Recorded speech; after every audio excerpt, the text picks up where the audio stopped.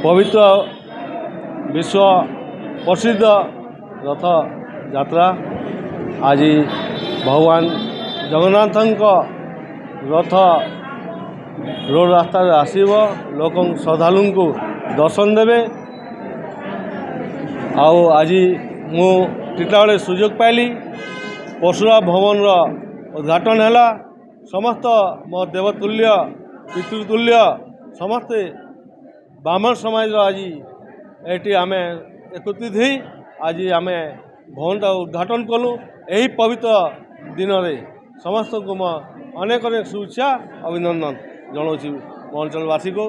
भगवान करूँ आम अंचल चाष बहुत भल हो एवं आम अंचल लोक सदाले निरोग रहूँ। भगवान ठाकुर थागे सदाले मुझे निवेदन करछि आ कोटि कोटि प्रणाम करछि ठाकुर को आम अंचल वातावरणटा भल हो आ लोक खुशी रहून से भगवान जगन्नाथ पारे मुझे कोटि कोटि नमन करी। आज यही पवित्र रथयात्रा उपलक्षे आम टीलागढ़ ब्राह्मण समाज तरफ परशुराम भवन उद्घाटित होईछि एवं दीर्घ 27 वर्ष है जो ब्राह्मण माने आशा करी रखी जे आमर गोटे भवन तैयारी होगापाई ताहा आज आमर भवन निर्माण होई आमर मान्यवर विधायक उद्घाटन करिसेंती एवं यही कार्यक्रम रे आमर 150 रु 200 ब्राह्मण परिवार आसी ए कार्यक्रम रे उपस्थित रही यही कार्यक्रम को सफल मंडित करिसेंती। सेतिपई मो ब्राह्मण समाज तरफ समस्त को धन्यवाद ज्ञापन करुछि आंतरिक सहित।